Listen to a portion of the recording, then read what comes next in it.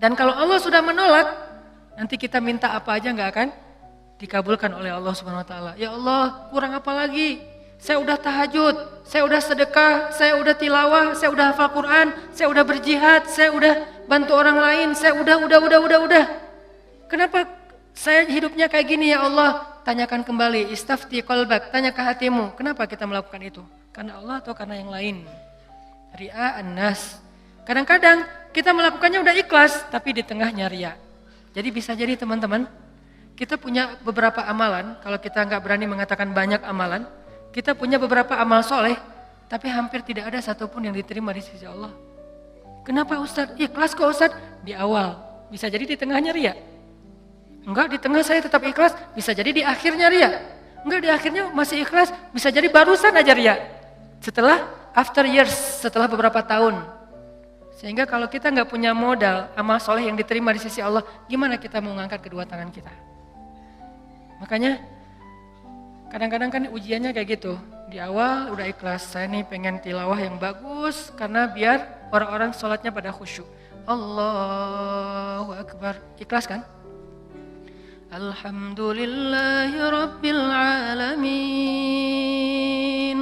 ikhlas. Ar-Rahmanir Rahim, masih ikhlas. Maliki Yaumiddin. Ada yang nangis di belakang. Mulai bagus juga ya suara saya. Habis tuh. Teman-teman pikir imam dengan bacaan yang bagus berarti pahalanya lebih banyak dari teman-teman? Belum tentu. Bisa jadi makmumnya dapat untung dari bacaan yang bagus karena dia khusyuk, dia bisa nangis, dia bisa nyaman. Sementara imamnya nggak dapat apa-apa loh.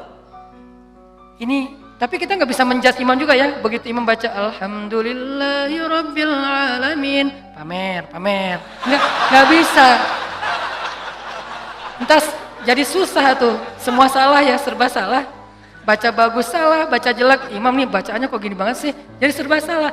Ini bukan menjudge orang lain, udah aja masing-masing.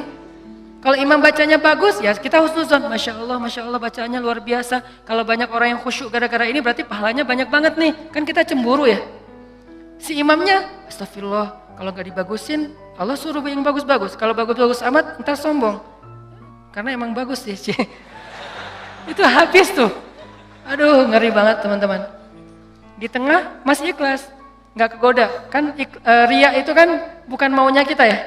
Riya itu kan wasawisus syaitan, yuwaswisu fi sudurin nas, dia yang mengebisikin, tapi di akhir selesai datang, alhamdulillah Ustadz, sambil gini, ada tisu nggak?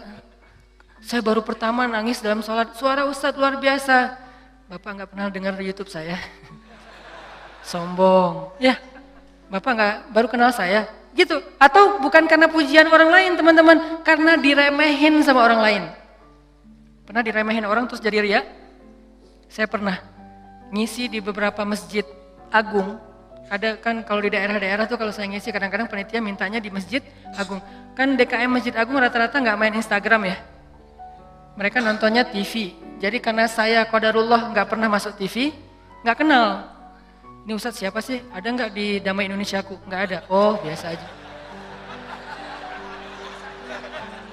Karena saya nggak pernah masuk TV, akhirnya beliau nggak kenal kan, bukan yang pemain sosmed. Dan dari situ mulai ada ngeremehin. Panitia nawarin tempat, mereka bilang, udah biasa aja lah, nggak usah terlalu heboh. Paling juga jamaahnya nggak setengah masjid katanya. Saya dikasih tahu sama panitia, Ustadz, ini DKM-nya kayak gitu ngomongnya. Oh, kita lihat aja nanti. Mulai kan? Riya nih. Terus saya datang, ternyata alhamdulillah qadarullah Allah yang melangkahkan kaki-kaki mereka rame nih sampai pelataran masjid. Pas rame, DKM-nya bingung. Ini Ustadz siapa sih kok bisa rame gini yang datang? Saya, ya sih. Riya nih. Mulai yuwaswis was-wasa. Jadi perang batin banget teman-teman sama setan. Bukan maunya saya, setan yang kayak gitu. Kita cuma punya dua pilihan, mengaminkan atau menolak. Kalau kita mengatakan iya sih, berarti kita membenarkan kata-kata setan di dalam hati, riya, sombong. Atau kita mengatakan astagfirullah, nggak mau kegoda gitu. Pas waktunya sholat maghrib, panitia biasa, panitia kan kenal pastinya ya. Ustadz dorong-dorong saya gitu kan. DKM nggak ngedorong. Kan kepancing. Kenapa DKM nggak ngedorong? Ngelihat penampilan saya dari ujung rambut sampai ujung kaki kayak kurang meyakinkan gitu. Nih Ustadz bisa ngaji nggak sih? Ngelihat ujung kupluk, di tengah kaos atau pakai kemeja, bawah celana jeans biasa. Ini bisa ngaji nggak ya? Akhirnya DKM kayak ragu-ragu gitu mau dorong saya jadi imam. Dalam hati, 5 menit lagi dengerin aja nanti. Wah, UASWIS luar biasa. Karena didorong-dorong terus sama penitia, ya udah deh, saya mau ya kalian yang dorong kan, dorong lagi dong, didorong ya. Udah aja jadi imam, ngimamin, karena tadi diremehin sama DKM, kepancing dong, wah Ar-Rahman nih, gua keluarin sekalian, cie. Kenapa ngeluarin Ar-Rahman? Favorit, kartu as lah. Kan DKM-nya kayak ragu-ragu gitu, sampai saya bilang, soft dirapatkan, diluruskan, saya nggak mau pakai bahasa Arab. Walaupun nggak bisa, soft diluruskan dan dirapatkan gitu. Terus DKM-nya masih gini-gini. Ragu-ragu gitu, dalam hati saya, ya bentar lagi, tenang aja. Wah, balik arah, Allahu Akbar, itu udah nggak benar lagi sholatnya tuh. Itu dirasain banget, itu udah nggak benar lagi sholatnya. Allahu Akbar, begitu selesai Al-Fatihah, gimana Pak, udah dengar? Terus masuk Ar-Rahman, serak pula, aduh, serak, suaranya hilang, segala macam, aduh itu nyesel banget tuh, nggak bisa show off ya. Kalau pas lagi dapat, mic-nya bagus, sampai menggemanya tuh sekilo gitu ya. Itu kan enak banget ya, buat seorang vokal, mic itu kayak floor buat anak skate kan, jadi bisa ngetrik banget kalau floornya dapat kan. Jadi buat saya tuh kalau mic-nya pas dapat, wah ini bisa semua trik dikeluarin nih. Fabi ayyi ala'i rabbikuma tukadziban. Udah Ar-Rahman aja yang biasanya dibagi 4, sekarang 1 rakaat Ar-Rahman, rakaat kedua Al-Muluk. Kenapa? Biar sekalian didengerin. Nih Ar-Rahman ya, gini cara bacanya. Aduh, habis. Selesai sholat, kan balik arah gitu kan, mau zikir kan, balik arah bukan pura-pura zikir sih, sambil zikir ngelihat ke arah si bapak, kira-kira gimana ekspresinya sekarang. Itu teman-teman berat, kadang-kadang bukan karena kita pengen dipuji orang, tapi kita nggak rela diremehin orang, itu yang bikin kita riak kan. Bukan karena kita pengen dielu-elukan, dipuji, dapat banyak like, dipuja-puja, bukan itu kita masih kadang-kadang bisa ngerem. Tapi kita nggak sanggup bertahan, nggak bisa sabar kalau diremehin orang. Akhirnya kita bocorin juga kebaikan kita. Habis. Diremehin suami, diremehin pasangan, diremehin orang tua, diremehin mertua, diremehin teman-teman, segala macam. Diremehin tetangga. Kita bukan pengen dipuji dan dipuja oleh orang lain. Tapi kita nggak tahan kalau diremehin. Keluar juga tuh. Siapa yang selama ini yang melakukan ini? Siapa yang bantu kamu? Siapa? Keluar semua. Satu persatu yang kita sebutkan, satu persatu berguguran dan tidak ada nilainya di mata Allah SWT. Sabarkah kita ketika diremehkan oleh orang lain untuk tetap menjaga rahasia amal kita antara kita berdua aja dengan Allah? Itulah ujian ikhlas. Bisa nggak kita jaga? Nggak mau kita bocorin rahasia kita berdua sama Allah. Begitu kita bocorin, sedih banget tuh. Udah langsung tidak ada lagi nilainya di mata Allah. Berapa banyak dari amal yang kita lakukan yang benar-benar kita mampu menjaga keikhlasannya di awal, di tengah, di akhir. Kalau ada, jangan menyimpulkan dulu bahwa kita udah sukses karena masih ada waktu selama kita masih hidup untuk kita batal. Mungkin nggak batal di akhir, tapi batalnya setelah beberapa tahun. Ada teman kita datang nanya-nanya ke kita tentang, ngafal Quran itu susah banget ya. Kenapa? Aku tuh ngafal 1 juz aja, juz 30 gak beres-beres. Oh, ya sebetulnya gampang sih kalau udah tahu triknya, mulai nih. Emang idealnya ngafal Quran berapa lama? Ya tergantung orangnya, ada yang 10 tahun, ada yang 5 tahun, ada yang 2 tahun, 3 tahun, setahun. Kalau aku sih alhamdulillah 6 bulan khatam. Habis semuanya tuh. Ngafal Quran emang gampang, capek, susah loh. Yang susah itu bukan ngafalnya, murojaahnya kan, ngejaga hafalan. Udah hafal 5 juz, biasanya baru kerasa capeknya tuh setelah 5 juz kata orang-orang yang hafal. Setelah 5 juz, mulai nih, keteteran yang di belakang, balik lagi ke depan, hilang lagi yang di belakang, balik lagi. Kayak gitu ngafal Quran saking capeknya tuh sampai orang yang banyak putus asa. Udah setelah perjuangan, effort yang luar biasa, hilang hanya gara-gara kalimat cuman 5 menit aja, habis semuanya teman-teman. Rugi banget kan? Jadi jangan dulu menyimpulkan bahwa kita tuh udah pasti soleh, udah pasti istimewa, udah suci banget. Hanya gara-gara kita punya amalan soleh lebih banyak dari teman kita. Mungkin dia amalnya biasa-biasa aja, tapi dia karena biasa-biasa gak bisa ngeriain kan. Hafal 30 juz dengan hafal Al-Ikhlas. Kira-kira mana yang pantas diriakan? 30 juz dong, Al-Ikhlas gak mungkin ria. Gimana kita mau ria? Gua udah hafal loh, apa? Al-Ikhlas. Apa yang mau diriain Al-Ikhlas? Yang ada Al-Ikhlas itu surat pelampiasan. Kalau udah mentok Al-Ikhlas. Sawa'un 'alaihim a'anzartahum. Perasaan tadi sebelum sholat lancar.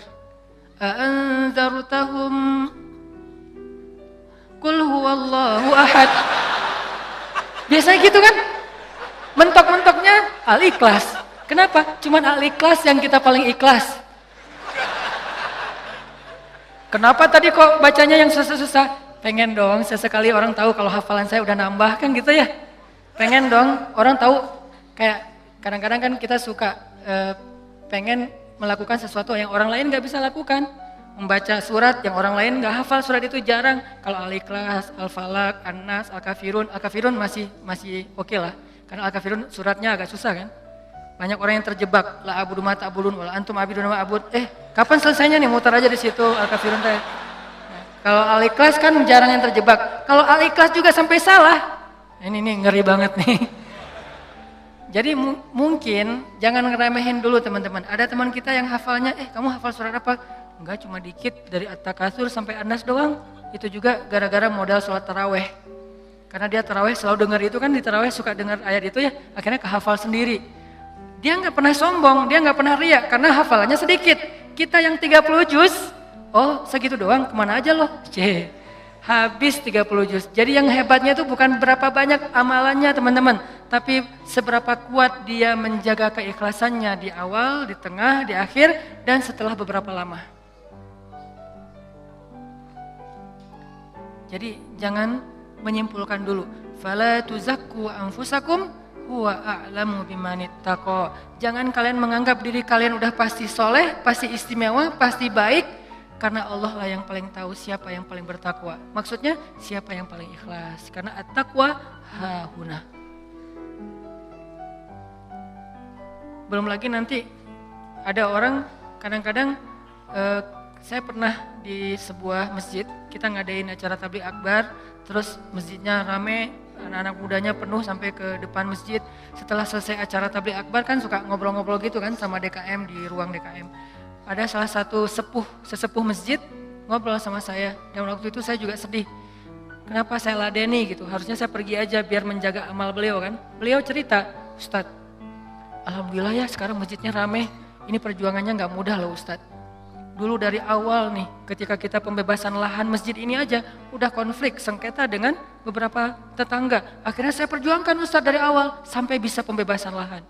Kemudian kita bangun masjid ini dengan gotong royong luar biasa, fundingnya itu susah banget Ustadz. 5 tahun baru beres masjid ini Ustadz. Udah gitu saya yang bikin yayasan masjid ini, sampai ADRT-nya tuh saya yang bikin Ustadz. Satu persatu beliau sebutkan perjuangannya, jasa-jasanya, jerih payahnya, effortnya, dan segala macam pengorbanannya, sampai akhirnya masjid ini rampung. Sekarang dipakai banyak orang sholat, sekarang udah gampang. DKM sekarang tuh gampang, nggak seperti awal-awal dulu. Kalau beliau sadar itu semuanya habis gara-gara beliau. Tapi kan kita nggak bisa menjudge ya. Kalau beliau menceritakan itu untuk motivasi, oke. Tapi kalau beliau menceritakan itu untuk ria, dihargai, diakui, kalau hanya pengen dapat pengakuan, pengen diaku oleh orang lain, habislah semua pahala yang sudah beliau usahakan sekian tahun. Harusnya kalau beliau ikhlas, satu orang yang datang ke masjid untuk ikut acara tabligh akbar, sholat berjamaah, taubat, sadar, zikir, ibadah, beliau dapat pahala. Kebayang nggak kalau ada 5.000, 10.000 anak muda yang datang untuk ikut acara di situ? Pahala beliau banyak banget, tapi hilang hanya dengan 5 menit berbicara. Jaga lisan. Faliyakul khairan aw liyasmut. Mending diam aja deh. Sebegitu gampangnya hilang amal-amal kita gara-gara tidak mampu menjaga keikhlasan kita, teman-teman. Makanya wa innama likulli imri'in manawa, itu gampang banget tergelincir. Itu halus banget, lebih halus daripada suara langkah-langkah semut. halus banget. Sampai kadang-kadang kita juga terjebak di situ. Makanya di zaman Nabi itu kan ada cerita seorang sahabat Ansor yang tidak terkenal ibadah-ibadahnya, tapi Nabi bilang huwa min ahlil jannah, dia itu ahli surga. Apa kelebihan dia? Apa ibadah dia? Ibadah dia itu ibadah batin. Ketika dikepoin sama beberapa orang sahabat, sama seorang sahabat, kalau nggak salah Abdullah bin Amr bin As, dia kepo datang ke rumahnya, ternyata rahasianya bukan ahli tahajud, bukan ahli sedekah, bukan ahli tilawah, bukan ahli kebaikan-kebaikan yang zahir. Dia kalau ngelakuin amalan yang zahir, yang standar-standar aja lah, yang wajib, yang kalau ditinggalkan pasti dosa, sholat pasti, cuman nggak ada yang lebih, biasa-biasa aja. Terus yang bikin dia istimewa, ternyata ibadah batin. Apa ibadah batin dia? Dia bilang, saya tidak pernah dengki kepada orang lain. Kalau ada orang yang dapat nikmat, saya orang pertama yang bahagia. Kalau ada orang yang dapat musibah, saya yang paling sedih. Kalau ada yang orang berbuat salah, saya langsung mendoakan dan memaafkan dia. Inilah ibadah batin dia, teman-teman. Makanya selain kita fokus memperbaiki ibadah zahir kita, sholat kita, cara takbir kita, cara semua ruku sujud kita, perbaiki juga ibadah batin kita. Karena kalau sampai ini rusak, yang lain sempurna, batal. Tapi kalau ini benar, yang lain cacat-cacat dikit, karena kita mungkin punya kekurangan, Allah yang akan perbaiki. Jadi ini teman-teman, tentang pentingnya belajar ikhlas. Dan ikhlas ini termasuk salah satu di antara ibadah juga. Jadi sekedar ikhlas saja itu udah ibadah. Sekedar niat aja itu udah ibadah. Belum melakukan udah jadi ibadah. Bukankah Nabi mengatakan siapa yang berniat berbuat baik lalu jadi melakukannya, maka dia mendapatkan 10 pahala kebaikan. Kalau dia berniat berbuat baik tidak jadi melakukannya, maka dia mendapatkan 1 pahala kebaikan.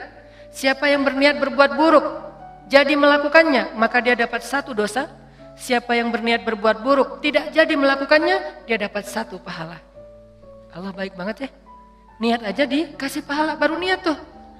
Sehingga para ulama mengatakan kalau begitu, ayo kita berniat yang banyak. Dan memperbanyak niat itu disebut dengan istilah ta'addudin niyah. Ta'addudin niyah, memperbanyak niat-niat yang baik. Saya pengen ini, saya pengen itu, saya pengen.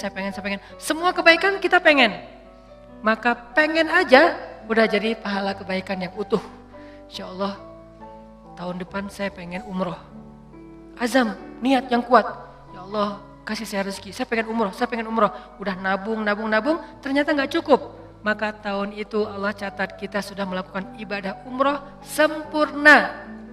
Dan bisa jadi lebih sempurna daripada orang yang melakukannya secara fisik. Kenapa? Orang yang melakukannya secara fisik masih ada ujian riya. Lagi di mana? Lagi umroh, posting. Tapi nggak semua orang yang posting umroh itu ria ya. Ini ke diri kita lagi nih, balik lagi kepada diri kita. No judgment.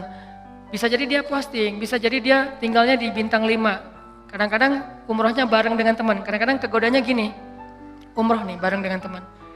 Pas lagi makan, kan di hotel suka pas makan saling ketemu gitu kan, saling sharing. Dari mana aja? Baru selesai tawaf. Wah, Masya Allah udah selesai tawaf aja, kita baru aja tadi nggak jadi soalnya rame banget. Ya sih rame, tapi kalau kita kuat azamnya pasti lewat lah bisa. Udah mulai nih. Udah berapa kali hari ini? Alhamdulillah baru 7 kali. 7 kali, gara-gara kita ucapin. Niat mengucapkannya itu nggak ada riya teman-teman. Niat mengucapkan itu keceplosan aja pengen ngomong gitu. Alhamdulillah udah 7 kali. Alhamdulillah baru 7 kali. Niatnya nggak ada riyanya sama sekali. Tapi begitu selesai mengucapkan, orangnya mengatakan, Masya Allah luar biasa 7 kali, hebat. Langsung datang setan, yuwaswis. Ya sih, mungkin di rombongan ini saya yang paling banyak rekor tawafnya. Atau kadang-kadang cium hajar aswad. Itu kan sesuatu banget ya, buat jamaah umroh dari Indonesia kan sesuatu banget. Jadi bisa dibilang cium hajar aswad itu kayak poin. Siapa yang paling sering cium hajar aswad, jadi kayak saling share lagi makan. Udah cium hajar aswad? Udah? Belum? Udah, alhamdulillah udah 3 kali. Wah saya baru sekali. Akhirnya saling berlomba. Kalau ini niatnya fastabiqul khairat, itu bagus. Tapi gara-gara fastabiqul khairat, kalau sampai terjebak kepada riya, sombong, maka habis. Yang tahu cuman kita. Yang tahu cuman kita. Orang lain gak tahu. Hati-hati dengan ini. Tapi orang yang tadi menabung pengen umroh, terus gak cukup duitnya, lalu gak jadi umroh, bisa jadi dia mendapatkan pahala umroh lebih utuh daripada orang yang melakukannya secara fisik. Maka jangan kikir dalam berniat baik. Berniat baik yang banyak. Ketika kita keluar rumah, ya Allah hari ini mudah-mudahan saya bisa bantu orang di jalan. Mudah-mudahan saya bisa silaturahim dengan teman lama atau dengan keluarga. Mudah-mudahan saya bisa mendapatkan ilmu. Mudah-mudahan saya bisa membantu orang dari kesusahan. Mudah-mudahan saya bisa. Perbanyak aja kebaikan kita niatin dan kita serius. Kalau nanti ada kesempatan kita akan lakuin. Begitu kita keluar rumah, Allah sudah mencatat kita seperti melakukan sebanyak kebaikan yang kita niatkan. Jadi niat aja ibadah. Wa innama likulli imri'in ma nawah. Seseorang mendapatkan pahala sesuai dengan apa yang dia niatkan. Niat aja udah ibadah. Apalagi kalau kita kerjakan. Sampai ulama mengatakan, kalau saya mendengar seseorang mengetuk pintu rumah saya, maka saya tidak akan membuka pintu rumah itu sampai saya memiliki 10 niat baik. Jadi kalau mau buka pintu rumah, beliau berdiri di belakang pintu, ya Allah, kalau ini adalah orang miskin, saya berniat akan kasih dia sedekah 1. Kalau ini adalah seorang saudara yang sudah terputus silaturahim selama ini, saya akan sambung silaturahim 2. Kalau ini adalah seorang ulama, saya akan minta nasihat dari beliau dan ilmu 3. Kalau ini adalah seorang murid, saya akan kasih dia nasihat dan ilmu 4. Kalau ini adalah seorang yang berhutang, saya akan bayarkan hutangnya 5. Terus sampai 10 niat baik baru dibuka pintunya. Ternyata yang datang cuma 1 orang dengan 1 hajat, maka beliau mendapatkan pahala 10 hajat, 10 kebaikan. Ini hebatnya niat, ta'addudin niyah. Sehingga yuk kita berniat sebanyak mungkin berbuat baik. Saya akan gini, saya akan gini, saya akan gini. Salah satunya untuk akhirat kita, kalau saya pribadi berniat, ya Allah saya pengen banget nanti sebelum meninggal, kalau bisa udah khatam 30 juz. Dari dulu diusahain belum beres-beres. Naik dikit, turun banyak. Naik dikit, turun banyak. Kenapa? Mungkin banyak dosa, bisa dosa lisan, bisa dosa mata.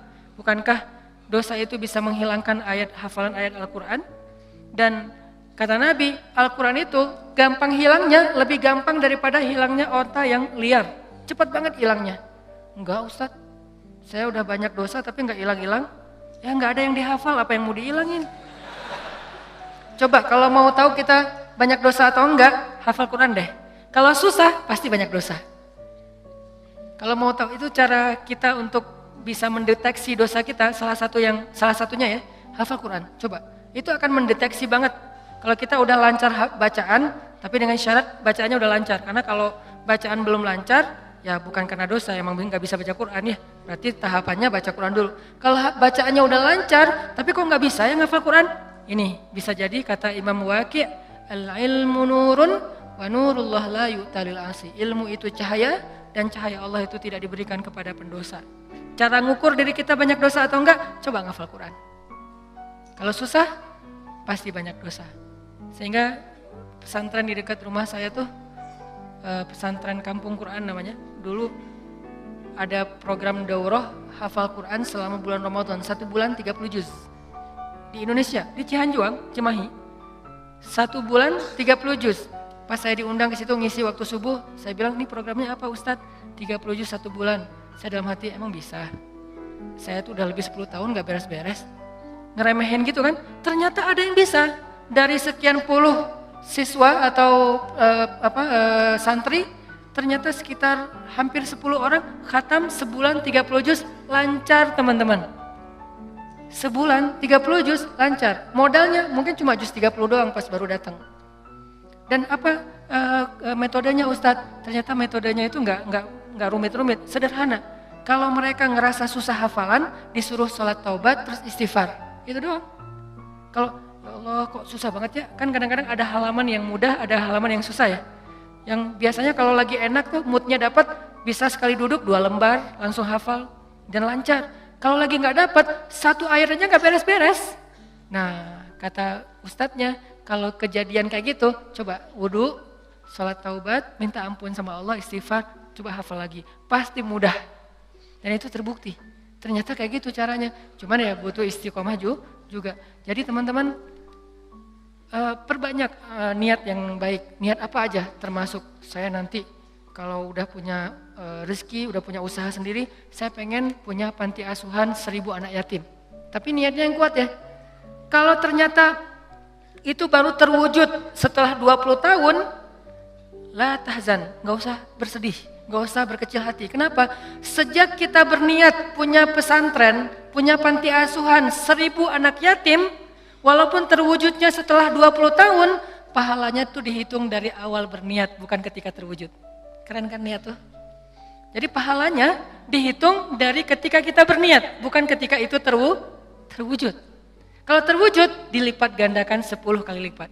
Sebelum terwujud, dihitung satu kebaikan yang utuh. Misalnya, saya dalam hati saya punya niat, saya nanti mau bikin camp pengungsi. Kalau kemarin yang saya datang sama teman-teman itu kan camp pengungsi Suriah yang ada di Turki. Yang artinya para pengungsi yang udah aman kondisinya. Kita coba bantu kecil-kecilan. Nah ini dikasih lagi tanah sama Erdogan, sama Turki, lewat menteri diniatnya, lewat Golden Future kita kerjasama di Aleppo perbatasan dengan Turki, di dalam Suriahnya. Yang nggak bisa nyebrang, yang nggak bisa ngungsi keluar negeri, maka ditampung di situ. Dikasih berapa hektar tanah, disuruh coba kalian bisa nggak bikin camp di situ. Saya punya niat, saya akan coba bareng-bareng dengan Golden Future harus punya camp di Aleppo bagian perbatasan Turki yang menampung minimal 100.000 pengungsi Suriah. Itu kan niatnya? Kapan terwujud? Allahu a'lam. Yang penting saya ikhtiar aja dulu dari sekarang. Mulai membangun sosmed, saya harus banyak followers. Kenapa? Makin banyak followers insya Allah funding untuk kemanusiaan lebih gampang.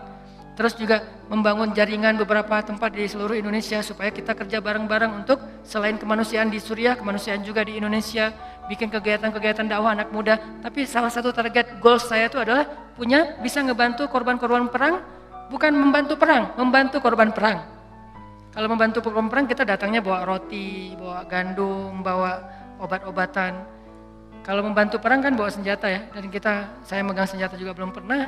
Nah, niatnya 100.000 pengungsi di camp di dalam Suriah untuk membantu mereka. Kapan terwujud? Sebutlah 10 tahun lagi baru terwujud. Saya apakah baru dapat pahala setelah 10 tahun? Enggak. Dari sejak awal saya berniat, kalau saya mampu ikhlas, maka saya mendapatkan pahala yang sama. Berarti setiap hari itu saya kayak ngasih makan 100.000 pengungsi Suriah di Aleppo. Setiap hari. Keren kan niat tuh? Kenapa kita nggak melakukan hal yang sama?